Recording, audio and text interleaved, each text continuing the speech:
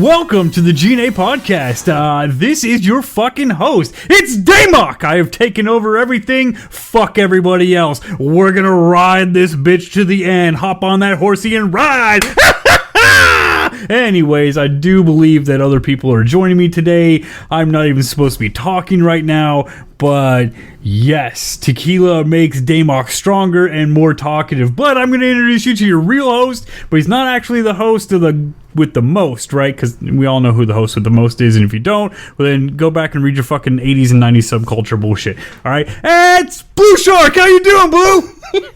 Doing good, Damok, but not as good as you are right now. And I think we might have somebody else with us because Blue is just only blue, and he kind of makes me a little sad because I believe he's wearing blue, but I'm colorblind, so who the fuck actually knows? We're gonna go in. I do believe we have the other host with almost the most, Cecil! Damok, what an introduction there. I don't even know how I'm supposed to follow that. Other than, how are you feeling, good sir? Oh, fuck, dude. I'm still alive, and I think I'm topping on my microphone, so this is not so good. Yeah? Well, what kind of tequila you drinking over there? Oh, it's 1800 silver, man. After I took a bunch of shots of other shit. 1800 silver because it's a good Blanco tequila, which I'm mixing for the ranch water and all of that. But, yeah, 'tis what it is. Very nice. I like it. I love it. I'd love some of it, but, yeah. Yeah, I'm dry tonight because I am just lame as hell today. What about you, Blue? You drink anything tonight? Are we calling you Scratchy now? Itchy Tasty is my preference. Itchy Tasty, okay. And if either one of you can tell me where that comes from, seriously, I will edit your audio. Well, I'm going to edit your audio anyways, Damok, but... I mean, I could Google it, but I don't... It's not really an honest answer. Can you do it in 5? No. 4? I couldn't do it that quick. The original Resident Evil. When you go through, as you're going through one of the things, you find a room and you pick up a diary and you start reading, and it's about a dude who gets infected. And he's just talking, and like as he's still writing in his diary, he keeps talking, and then like he just keeps talking about, like, you know, he eventually starts getting shorter and shorter in his statements. You know, it's like, didn't like Fred, so killed Fred, ate his face, itchy, really itchy, and then it just came to Itchy Tasty, and then just like the last couple words are Itchy Tasty before the guy busts out of the thing behind you and tries to eat you. Now, is this on the remake or the original? It's actually on both. Oh, well, good. Itchy I need to Tasty play was the on remake. both. You know, the remake they did really well. The controls are still tankish, but it looks much better, and they really fleshed the game out and finished it out, which was amazing. Tank-ish, like Resident Evil 4 tank-ish, or slightly better than Resident Evil 4? Not better than Resident Evil 4. God, that game is so unplayable. Then I don't even, because I tried to play Resident Evil 4. It's my favorite Resident Evil. Like, shit, I had the catalog and everything, the Prima guide, and I was like, yeah, I'm going to get every fucking detail, 100% this bitch. And I got about 20 minutes in the game and went, nope, this is way too tanky for me. Yeah, it's really hard to get. I mean, once you get used to it, it's manageable, but it's tough, especially with the developments and game movement and everything. It's really tough to go back to games like that. But they're super fun. What about Final Fantasy VII? Either one of you play the original one? Oh, yeah. What about the remake? The remake is amazing. Is it on track with the original game? So, I have played the original game way back when it came out, and I wasn't very good at the game, so my friends were much better, and I watched them play, and then we watched my brother Patrick's 7-year-old brother play the game and whoop all of our asses and find all the secret details, and we all got very upset, so we haven't played since then. And then the remake, I got Selkie to actually play because I thought she would really enjoy it because I really enjoyed it. And then it didn't work on the old TV, so the whole reason I bought that new OLED TV was legitimately for the new Final Fantasy VII remake. I'm not even fucking lying. And yeah, we played the shit out of it. And as far as the intro goes, for the first hour or so of the game, it's pretty much on par. They redid the cutscenes. The story looks good. The characters look good. They did not make any significant changes, but it's only an hour into the game of a game that's, 400 and something hours. See, my basis of Final Fantasy VII is Advent Children. Rented that from Blockbuster, watched it, and then I went on the internet and read some stuff about 7. So between what little bits of information they give you about the events of 7, I feel like after watching 7 Remake that it might be different. But it hasn't ended yet, so... I haven't played the new remake of Final Fantasy VII, but I played the original Final Fantasy VII, Dirge of Cerberus, Crisis Core, seen Advent Children, so pretty up to date on it. And from everything I've heard which one's the Final Fantasy that came out on PSP? Sony handheld, yeah. Crisis Core. Crisis Core? Yeah, I played that one and really liked it. Yeah, that you play as Jack, the mentor or whatever guy who gave Cloud the Buster Sword. And you actually play through... It's funny. So in Final Fantasy VII, you have a flashback of Jack getting killed and all that fun stuff. And you're pretty much in Crisis Core, you're playing all the way up to that flashback. But Crisis Core did introduce Genesis. I think his name is Genesis, which is like Sephiroth's brother or his opposite side or whatever. Because they give you a little thing at the end of Dirge of Cerberus. You fight a dude, and then you find out, and at the end of it, Genesis shows up to basically pick him up and take him off. Yeah, it's wild. It's wild how they introduce it all. And it was actually funny. Genesis is voiced by, what the hell's his name? Gact? I think he's a Japanese pop singer. Is it Gact? Shit, now I gotta look it up. Were there, in 7, the original one, were there these phantoms that controlled the flow of fate?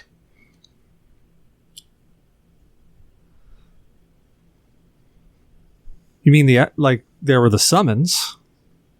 No, these are just phantoms that supposedly interfered every now and then control fate. God, you know what? I honestly don't remember. Okay.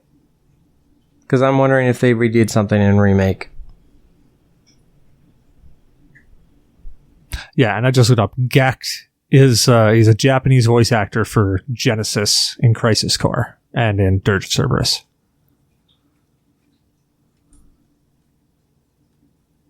Yeah, which was interesting because you know Sephiroth. He's considered the one-winged angel, or that's the song that they had. So they always just call him the one-winged angel, and he's literally he had the one wing, and that's it. But Genesis had the opposite side wing. So when he got introduced in Dirge of Cerberus and he showed up, his wing showed up on the other side, which was interesting. And you meet a lot more about Genesis in Crisis Core. So, looking it up, flat out, everybody says that the Final Fantasy VII Remake is easily one of the most faithful modern remakes of any generation. It was very, very good, standing shoulder to shoulder with the Resident Evil 2 remake. Okay. Oh, Resident Evil 2 was fantastic. I mean, they made changes in Resident Evil 2, but the changes were welcome changes. Like, they weren't... And they made changes in Final Fantasy VII, but it was, I think, quality of life improvement type changes. Yeah, I mean, there was... Just like in Resident Evil... Just like in any game that was written around that era or produced around that era, story-wise, there are just some things that don't work. And as they age, it's a lot easier to see those, in hindsight. So when they do remakes, it's nice to see that they recognize some of those things are pretty lame and, shift them out, filter them out. Like the whole thing with in Resident Evil 2 with the mayor and his daughter. Like that was a whole really weird thing in the original Resident Evil 2 that I'm really glad that they redid for the remake. Like they redid that whole story arc. But I'm interested in playing Final Fantasy IV. It's actually funny. Dee got me that for Christmas, and I never got a chance to play it. And then I sold all my consoles, figuring that I'd be able to get my hands on a PlayStation 5, and I'd just play it there. And I did, but every time I got my hands on a PlayStation 5, somebody else wanted it more, so I ended up going there. Yeah. So you were You gave up the PlayStation 5 every time you had it. Yep. Yeah, he's had, 2 or 3 of them now. Yeah, two of them have come across my possession. They're easy to get if you use the Walmart app and you spam it at the right time. But now the new PlayStation 5s are hitting the market, and they're really easy to get, apparently. Yeah, I haven't seen one yet. If I see one, I'll pick one up. Because I'll go throw it in the front room and chill out. The good news is they are easier to get and they're faster to make, so it's cutting down on all the scalpers. The bad news is, even though they're lighter weight, the weight was from the reduction of the heatsink, and there's a potential issue with them turning off after 4 hours of use. Yeah. And you know what? I've seen a lot of that also with people putting them in confined areas. But you also have that same issue with the Xbox, the last generation Xbox and PlayStation. There's always going to be the issue. Yeah, Nintendo stuff, they don't seem to really care that much. Nintendo's, you can wrap in a blanket, shove it under the couch, and just have wires coming out of it. It just seems to run. They're designed to do that because they're designed to, be played under the covers. It's little kids sneaking their Animal Crossing game, right? Because they're not playing some ultra violent, sexy game. It's just, hey, they're playing Animal Crossing for a couple hours and they're not supposed to be. Speaking of ultra violent, sexy game, I was perusing Facebook just today, and somebody was streaming God of War on it, and they were just at the sex scene. And I was like, wow. Facebook is really letting this fly? I'm like, that's cool. Twitch lets it go. Lowering standards. Well, I mean, Twitch has let that go for quite some time. If you were streaming a game and there was pretty much anything in it, they were fine. It's just if you were nude, they were like, I don't know about that. Well, Twitch kind of cracked down significantly on if the game is orientated around sexual situations, then they don't allow you to stream it. They will block the game and block you streaming it and all of that and ban you. But if it's like God of War, where it's just an ultra violent game and you hit that TV, you hit the MA rating on it, and your followers are supposed to accept, and if you have an account that you register as under 13, which no one does, it would restrict you from viewing the stream. But I mean, God of War didn't revolve around sex. Yeah, it had a sex scene. I think it's had a sex scene in almost every single game, but it wasn't focused around sex. Whereas hold on, I have these games installed. Let's see. She Will Punish Them is all of that, and Sex with the Devil. You can't stream those games. I mean, I could try. I mean, I get why they're a little more lenient on the games versus you being naked. Is animated nudity is just a little bit different than actual nudity. Just a little bit. Is it though? There's boy. There's a nasty can of worms they're trying to open here. There's a slight difference between the two. It's not as big as the difference between what South Park, for example, when they kill Kenny versus actually killing a child with real actors. simulating that versus simulating a cartoon death, there's just a little bit of separation between the two. Or there's more separation with the violence than there is with. So what you're saying is nudity. Cartoon violence is more acceptable than real violence. Yes. Like Well, you can get away case. with killing a cartoon Kenny as a child versus in a TV series killing an actor, killing a child actor. Like if Breaking Bad shot, an elementary school child in the face versus shooting Kenny in the face, there's a difference between that. Yeah, we all grew up on cartoon violence, right? Yeah, all just those thinking of Merry Wile E. Melodies Coyote. cartoons. I'm just thinking of Wile E. Coyote right now. That poor dude. Yeah, but I mean, South Park's a little more extreme than Wile E. Coyote. Nah, I just beg to disagree there, man. Like, the cartoons that we watched as kids, if you rewatch them now, like, legitimately, find the originals, sit down and watch them, be like, I watched fucking what? Holy shit, I would not let my children fucking watch all this. This is horrific. Wile E. Coyote? Not just Wile E. Coyote, Pepe Le Pew is a rapist, man. Yeah, he is. I don't think Wile E. Coyote is as violent as South Park is. I think South Park is more violent. What season did you leave off on South Park? Because they went in a whole different direction. Violence isn't part of South Park all that much anymore. Yeah, I remember they used to kill Kenny a lot. It used to be pretty graphic, but... Yeah, there's that, and then there's the one with Man Bear Pig when he comes back. Yeah, he comes back, or he makes an appearance or something. Or Al Gore makes a reappearance. That was pretty grotesque. I just remember he's heading straight for us. Boys, spill your beer. I mean, that was original, like season 1 and 2, maybe 3. Oh my god, it's coming right for us! And yeah, I just remember that. It made me laugh.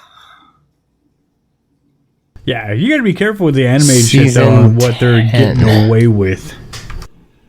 It looks like it's season 10, episode 6. No. No, it was a little more recent than that. I was gonna say, because I gotta remember like the what was it, the Warhammer episode? Oh no, the Warcraft episode. I don't remember there being maybe. Well, I guess they were playing a game, so there might have been violence in that. But I just remember that. I don't remember there being violence in that more than just grotesqueness. Yeah, there was very little violence because they were characters in the video game, but when they were outside of the game, it was more like Cartman got fatter than he could possibly be, and then, he was screaming first, "Mom, Mom!" And then she would get the bedpan because he would have that explosive diarrhea. It was more gross than it was violent, and then they switched over to more along the lines of, there's still sexual situations, but the violence has been toned down significantly. It's more when South Park stopped being, ha ha, this is funny for dick and fart jokes, and started actually going after, parodying real life, they moved away from violence entirely. They have the whole LGBTQ thing that was like 2 seasons long. PC Principal, there wasn't very much violence in 2 fucking seasons hilarious. with PC Principal, right? And he was fucking hilarious. Who wrote this article? I'm gonna break his legs. He threatened things, but he never did any extremist craziness, dude. Like, yeah. But anyways, I gotta reel back here. Blue, are you drinking anything? I think you fucked this whole thing up, and we've started the show, and we haven't even got around to what we're drinking. I screwed it up. Me. You started the show, dude. Like, No. You started the show. No. I clapped first, man. That means I get to go first. Okay. I am drinking Pompero Reserve Anniversary Rum. I forget the full name and the order of all of it. It's their anniversary. It's a dark rum. I'm having it with some ice cubes in the little Yeti cup. It's good stuff. It's not the smoothest rum I've had in my life. But I've had rum from Cuba that's aged. That was very smooth. But this is pretty darn close. And I wouldn't recommend mixing it, because I remember Cecil and I, the first time we tried it, we mixed it with fruit juice, and you kind of like lose everything in it. You lose the whole rum taste. Yeah, it's you not lose a good every mixer. note that's in it. So I would suggest this as either sipping with ice or sipping straight. Or, sorry, neat. There you go. I remember it being I'll make really it- nice neat.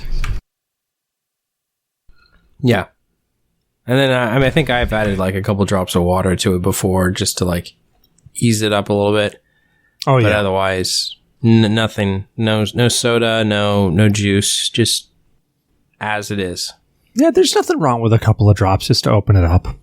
I mean... No, you know, dude, not just a couple of drops. If you add a couple of ice cubes to it, you drink whatever tastes good to you. End of story. Yeah, exactly. Yeah, but if you ruin it, like, okay, so if I make you seasoned fries and then you just bury them under ketchup, then you're just eating ketchup. But like a little bit of ketchup, then you can enjoy the seasoned fries and the ketchup. Or, you know, with this drink, like if you mix it, I feel like you just drown it. And at that point, you're just alcohol with juice instead of nice aged rum and juice. Yeah, all those great flavors.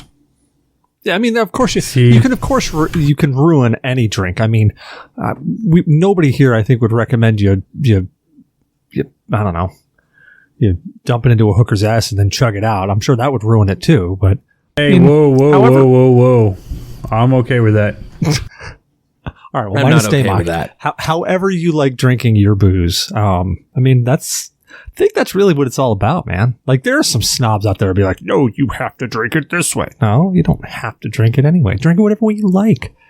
What makes you feel good? What tastes good? You know, so like, shit, I know, I remember this one chick I used to know. She hated the taste of beer, but she loved to drink beer.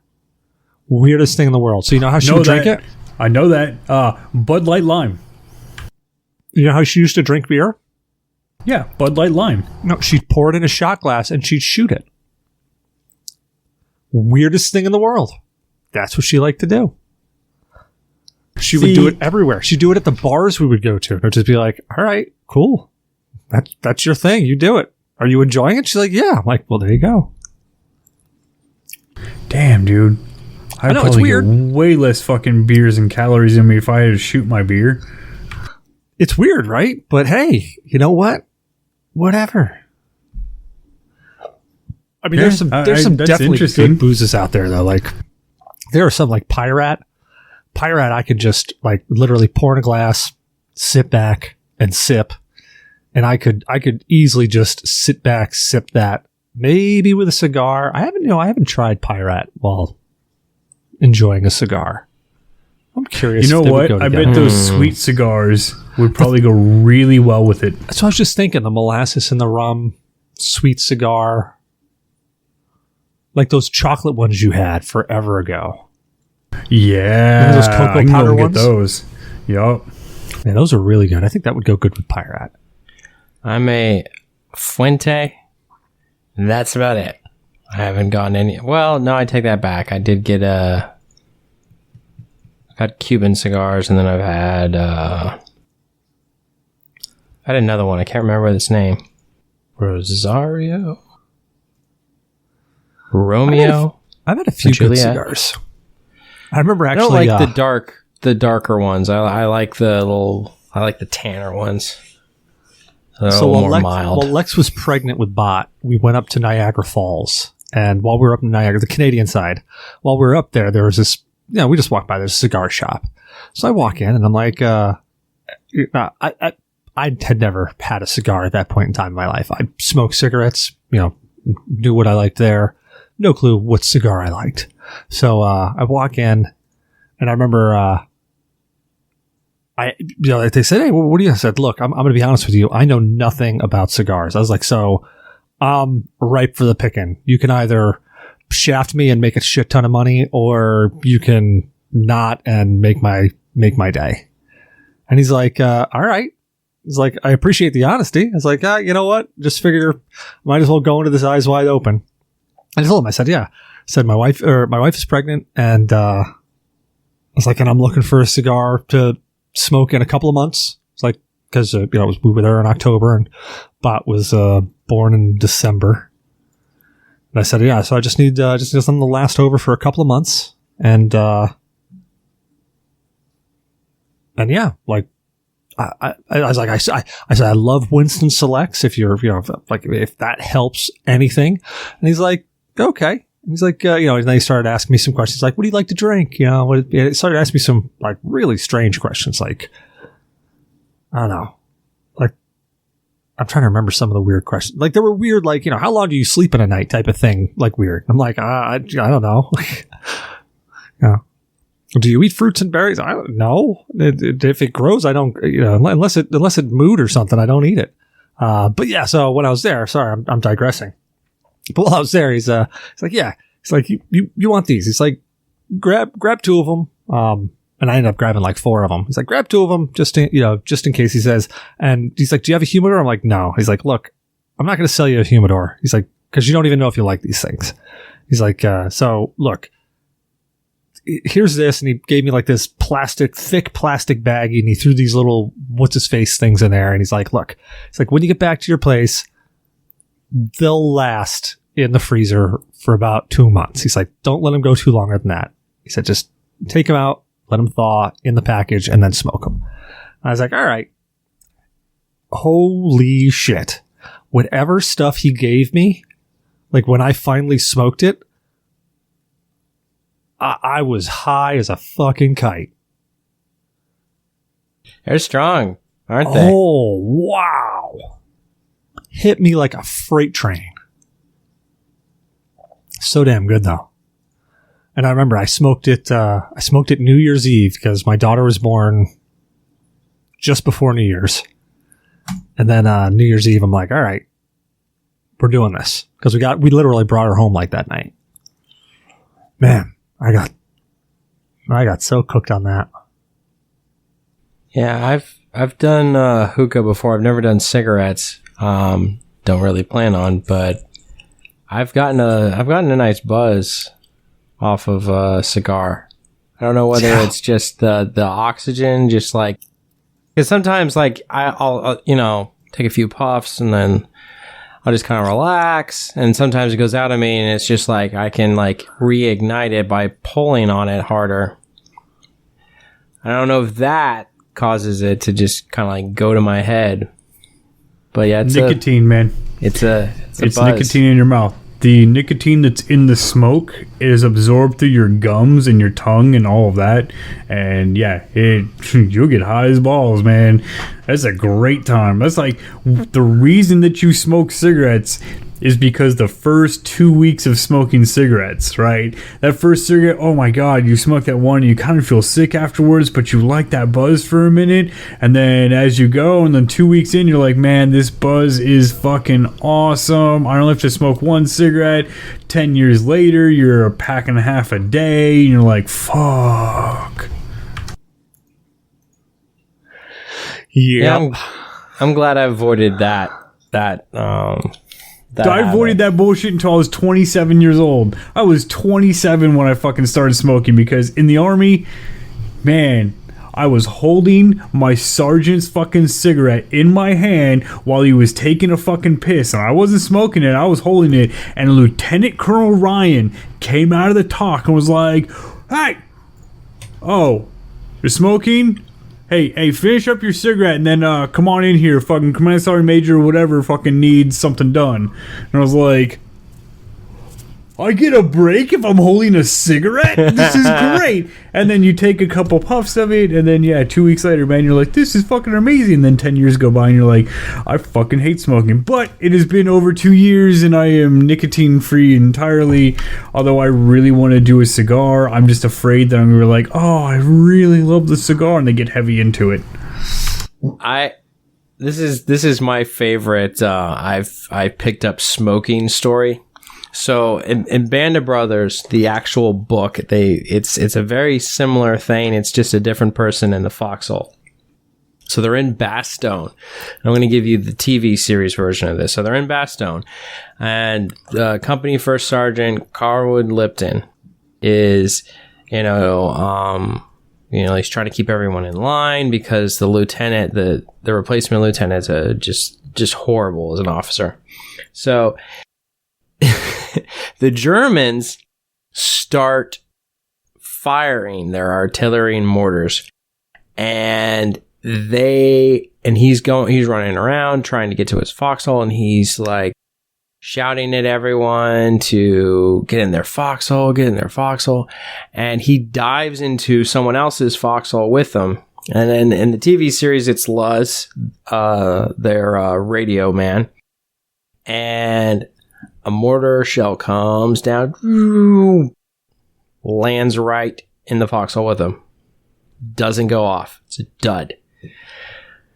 Luz pulls out a cigarette, and he lights it. He takes one puff. Lipton reaches over, grabs the cigarette, sticks it in his mouth, and then Lutz goes, I thought you didn't smoke.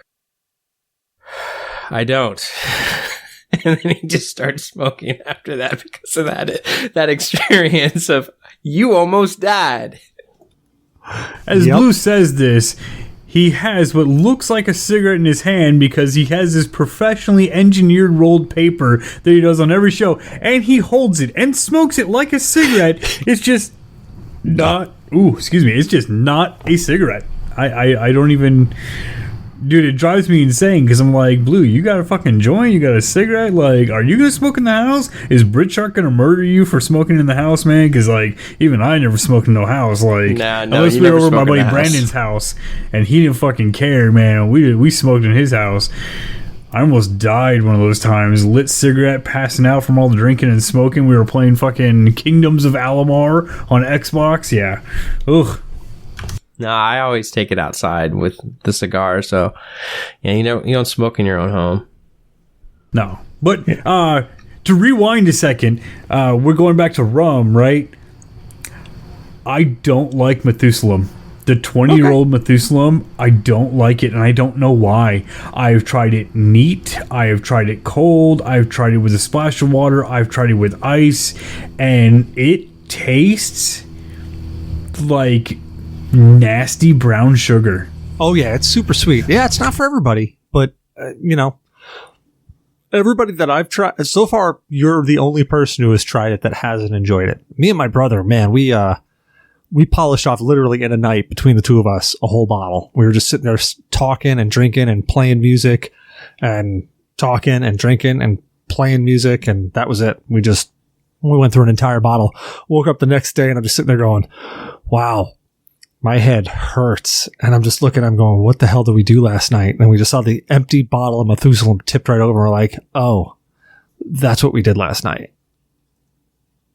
So October 1st and 2nd, yeah, it's not this coming, well, obviously not this coming weekend, fuck, dude. Flightless turns 18 at the end of this month, but it's homecoming. The weekend that she turns 18 is homecoming, so of course she can't have a birthday party then. So as of right now, we're thinking about renting out that retro arcade. Oh, yeah. And going there, and there's a bottle of Methuselah for you, man. I'll have to, pick you gotta come pick that up. Yeah, I love Methuselah. I'm disappointed you didn't like it, but again, it's not for everybody. It's definitely sweet. It's super sweet. Yes, and maybe that's the problem with it. I don't like super sweet things, overall. Like, I know I'm fat because I drink a lot, but I don't eat candy. I don't like candy. I don't like sugary things. I don't eat candy bars because that's way too ugh. You know what? I did know that too. And I should have thought of that before I recommended it, because I know Methuselah is sweet. I should have thought of that before I recommended it. Sorry. No, no, that's all good. I wanted to try it because you weren't the only person talking about it. I think Vintage talked about it a lot. There's a couple other people that are like, oh man, yeah, it's so fucking good. And I was like, really? I'm going to try it. And then you showed me that website. And honestly, it wasn't very expensive from what I thought it was going to be. And I was like, oh, okay. But, a bottle of Pyrat? Oh, fuck. I will take that any day. Oh, yeah. I love Pyrat. Pyrat's great. It's so smooth. And you really just don't need anything in it. I actually while we've been talking, I've been going through my Steam queue, and I just found another game that I will never play in VR. Blair Witch. Oh, fuck that, dude. Blair Witch is for bitches, dude. Like, come on now. Dude, Let's go play Blair Witch in VR. I got 2 VR headsets. Come on over. Hard pass, dude. I played that game outside of VR, and I was like, no. No. That and Layers of Fear. Did you ever play that? I did not play Layers of Fear. I watched you play it, and I was like, that seems good. That's not a game that I would play in VR, though. No. Oh, God, no. Because, like, there are several scenes where, like, the one I vividly remember, you walk downstairs, or you fall downstairs into, like, this basement area, and you walk one way, and you see a bunch of paintings against the wall, and then you keep walking, you get to a door, the door's locked, and you hear something behind you. And, of course, when you're wearing a headset, it sounds like it's behind you. You turn around and there's the painting right there in front of you. And then, like, of course, after it startles you, it just kind of like falls over, like somebody was holding it there and then they just let it go. Oh man, that game got me a few times. That was a good game. That's a game that's supposed to like scare you and get you. Have you played Subnautica in VR? I haven't. I love the ocean, man. Like, and I've scuba dived. We've talked about this, but as soon as you like, blip, nope, I'm fucking out. Take off the headset. That is not okay, not at all, in any way, shape, or form. Because it's like, no, I'm not afraid of the ocean, but that makes me afraid of the ocean. I gotta play that game again. I would never play this Blair Witch game for 2 reasons. 1, I don't like getting the crap scared out of me, so I don't play horror games. 2, there's a dog in it, and I'm pretty sure just because there's a dog in it, the dog's going to die. Oh, you can't take animals dying? Because you're going to build this, like, attachment and everything. It's just not. Oh, yeah, you totally do. You build an attachment to that dog. That's not cool, man. Stop it. No, I'm saying you do. Like, throughout the entire game, you do. Like, that dog searches for clues. It helps you find clues. Like, when you get into the thick of things and you start freaking. So it's like, he's your, what's that? Not moral support animal. It's a service animal, but it's there for emotional support. Emotional support animal. That's it. That's what that dog is. He's your emotional support animal in the game. Like, that's who it is. Yeah. So when you're going through and you start having like weird flashbacks and you start freaking out and start having a meltdown, like the dog is there to snap you out of it. So yeah, if they kill the dog in that game after they make it such a big moral support or emotional support fucking character, that's just a real mindfuck. Yeah, fuck all that, dude. I wouldn't play that game either. Like, legitimately, I'd boycott the fuck out of it. Well, I didn't say that they killed him. I just said that he's your emotional support animal. No, I understand. That's what you said. It's the emotional support animal and all of that. Blue is afraid that it's got the dog and the dog dies because he was like, it has a dog in it and I'm going to get bonded to this virtual dog. And if the virtual dog dies, I'm going to be upset, which, hey, you know what? I was... I bonded to that virtual cat in Cyberpunk 2077. I could just sit there and pet it like 19 times, for the next 6 hours. But yeah, it was what it was. I liked that cat. It was cool. I'm trying to think of a game that had an animal in it that I actually like felt for. I can't think of one. And I know I've played games where I felt emotionally attached to characters in them. I'm pretty sure. Now, when you say animal, does it have to be like a common pet? Well, not even a pet, No. but like a... No. But like... I mean, it could be a fucking trash panda, right? For all I care. But I was saying, like, something that would be considered roughly a pet in the game that you get attached to overall. Because, I mean, we can't count, like, if we're playing DuckTales or some shit like that, you know, like, okay. Yeah, right, so we're not counting... Right, we're not counting the DuckTales type games. It's one that's a more quote-unquote pet type animal that you actually get attached to throughout the game. Yeah. Yes. I don't know that I've played a game that I've actually had an animal that I truly... And not that I didn't connect to, but the game didn't connect me to. I'm trying to think of one. Like, I mean, Boy and his blob, but the blob really wasn't a pet or an animal. It was a blob. And you didn't care about the blob all that much. It was just more of a tool to get to where you needed. Yeah. Although in the... I want to say the newer one, but I think it's older now. The boy did make comments about his blob, and his voice changed. The voice actor was really good. Like, Blob. Because he'd be like, hey, Blob. When he was doing something quick, but if the blob failed, he'd be like, Blob.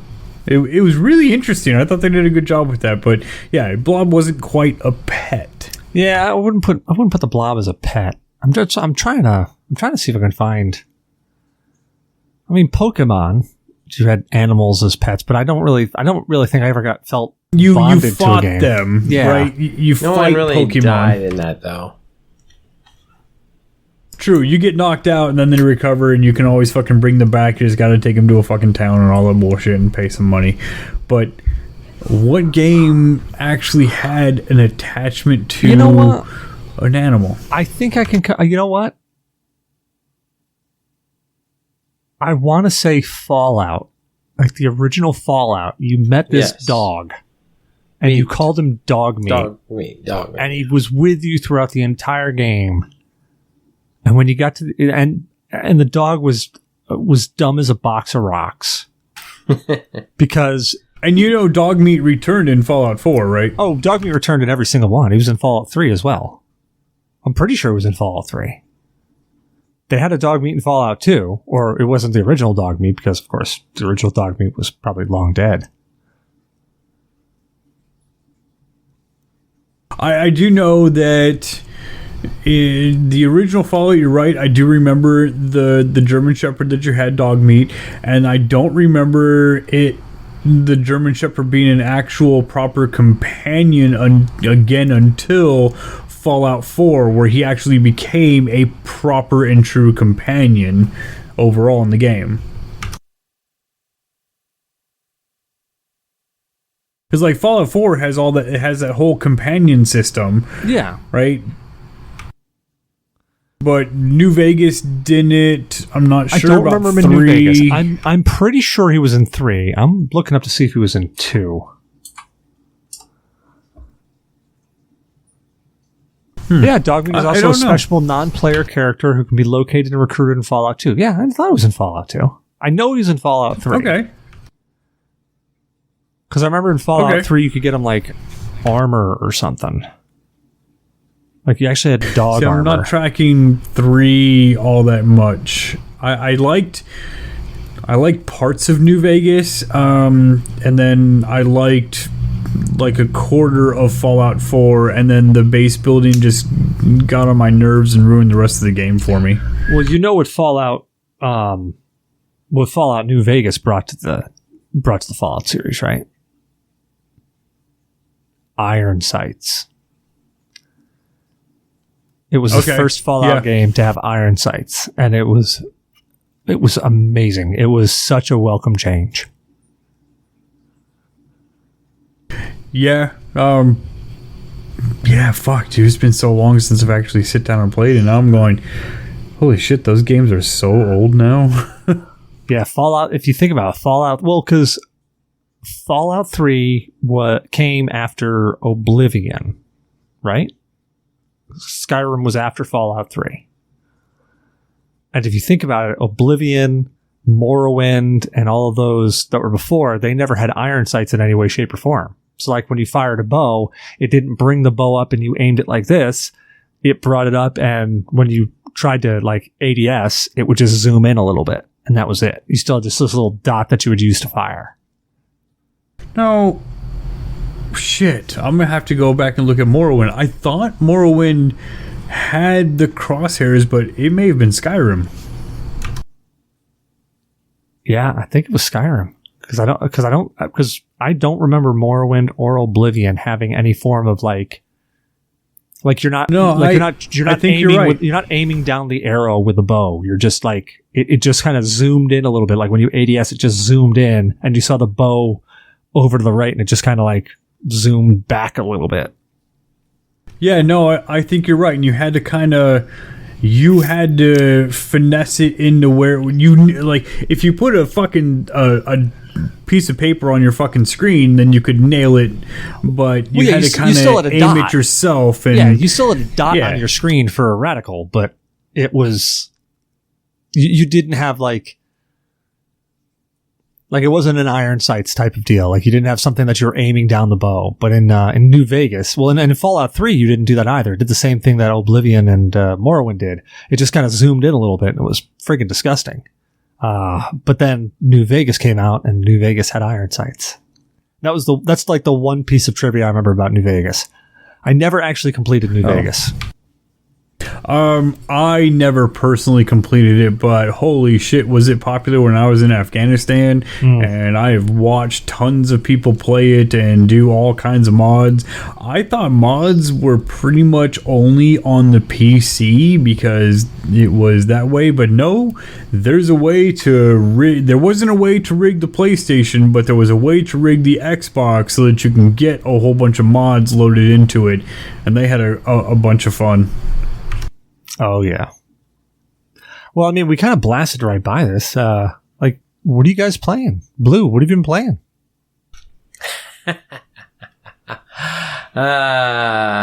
Nope.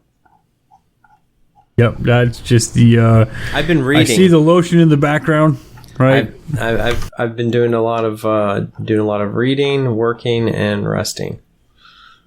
Well, that's all right. I've not played any video games. Reading's kind of like playing in your mind.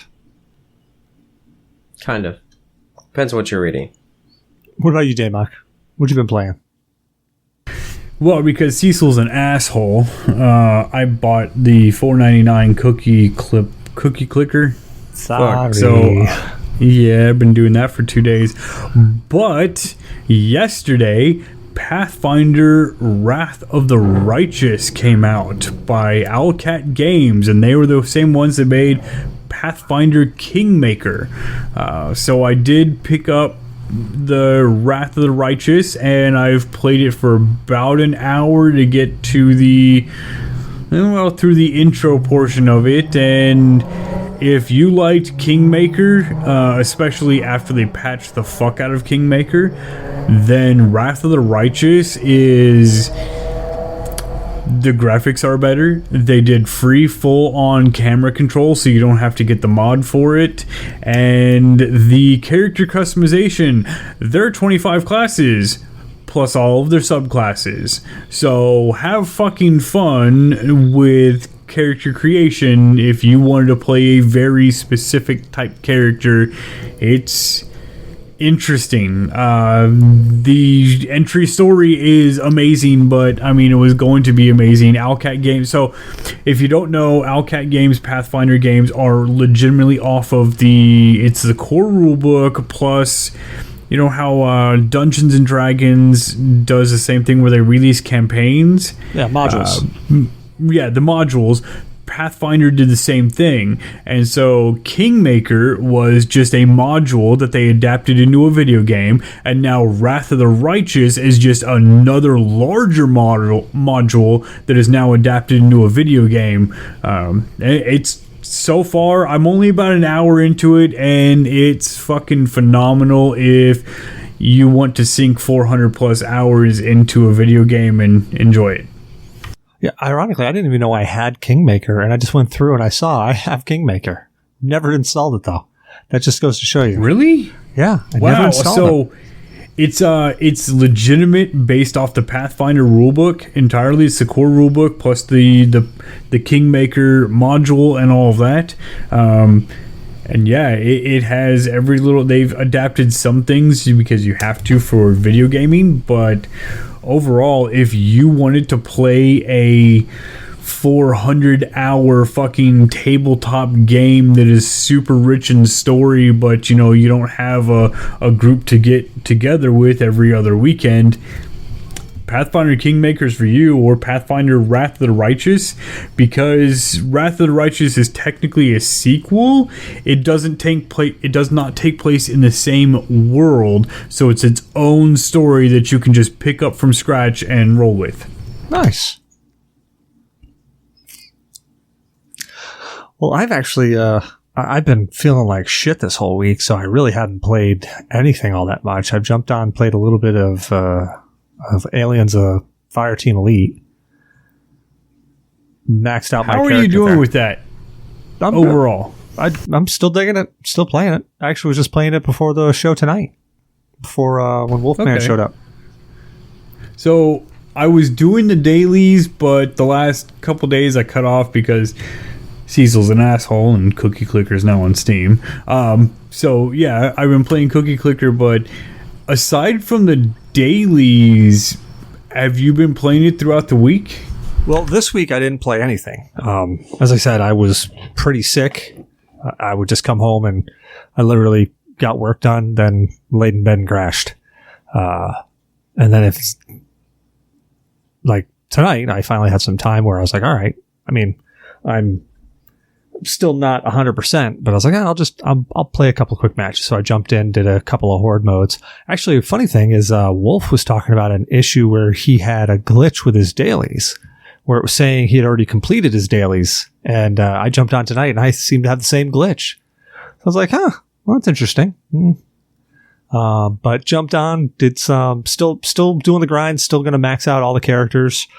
I already maxed out, or all the classes, I should say. I already maxed out my character. But yeah, I'm still enjoying it. It's still fun. It's just kind of mindless, aim at stuff, shoot stuff. I'd like to do horde mode, get past level 20, but every time I jump in with any group of people, they're, by the time, usually after the first 10 waves, they're done and they're wanting to bail out.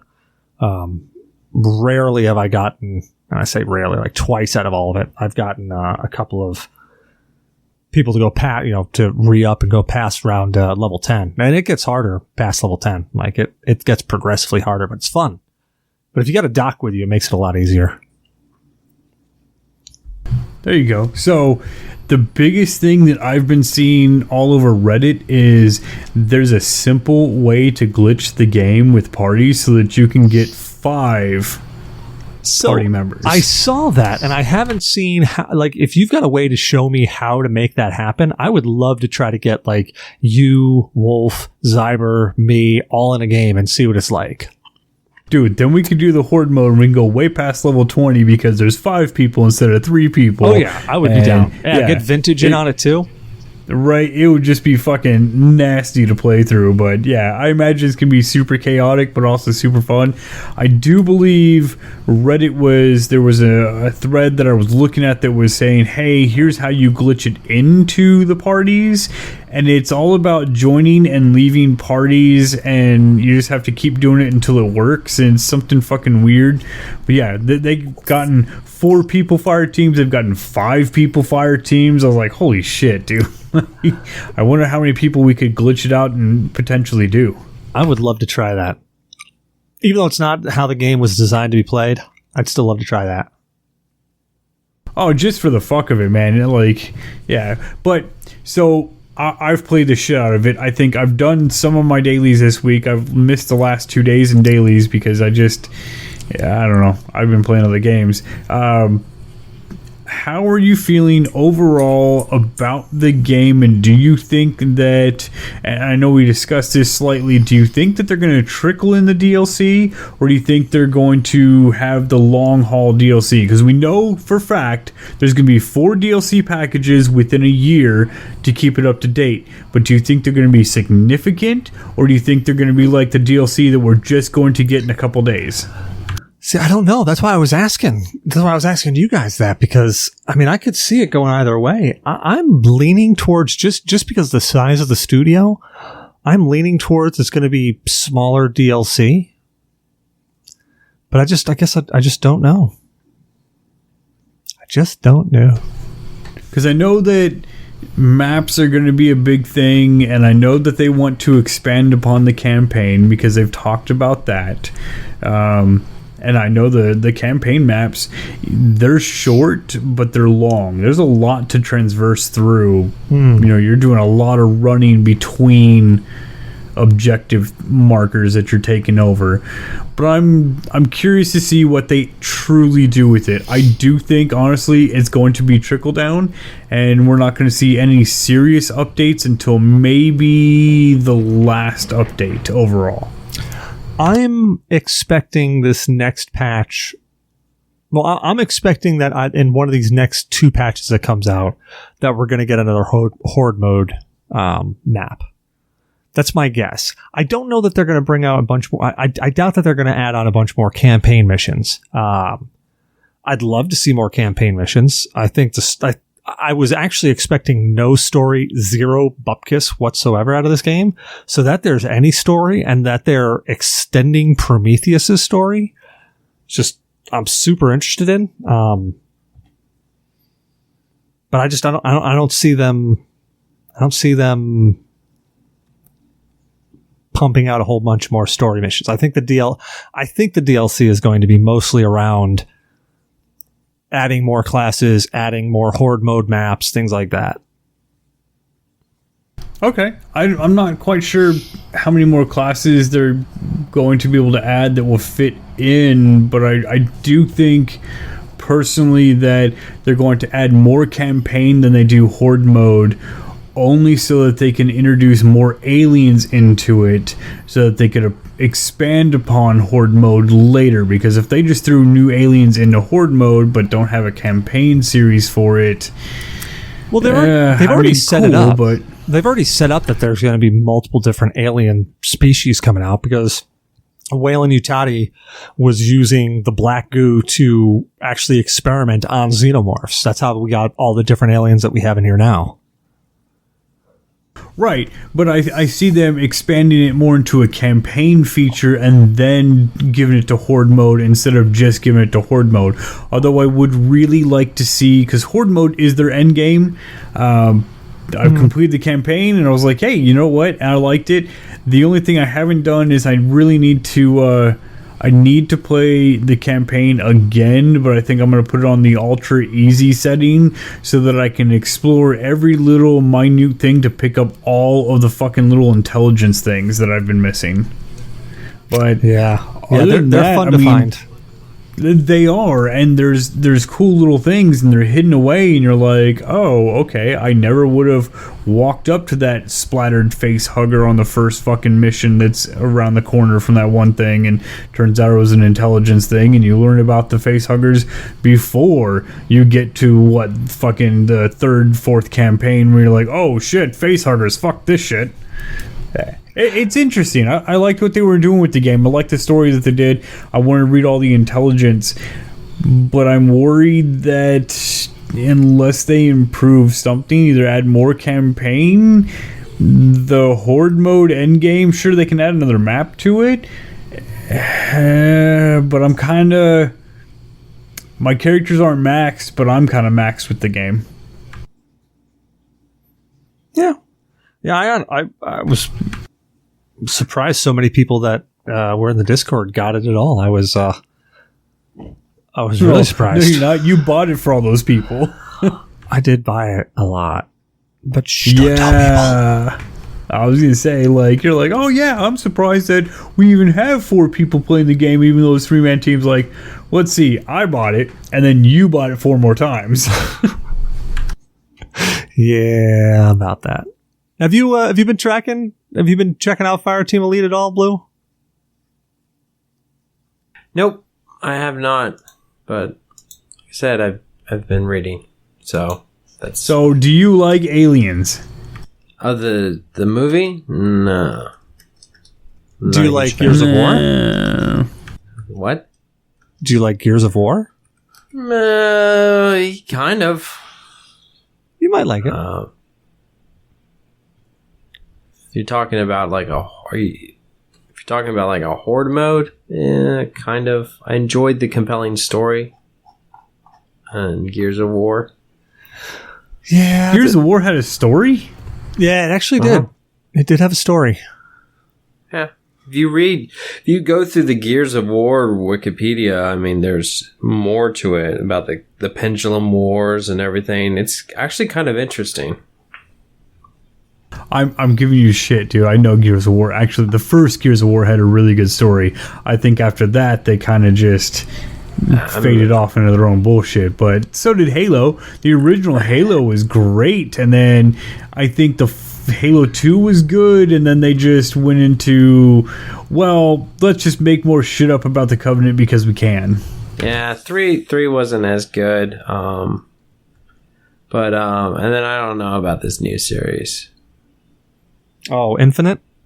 Well, yeah, like Halo 4, 5, and Infinite. Like, I just want to see what happens at the end of all that. Yeah, I'm probably just going to YouTube that. I actually never played Halo 3 either. Or I started playing Reach.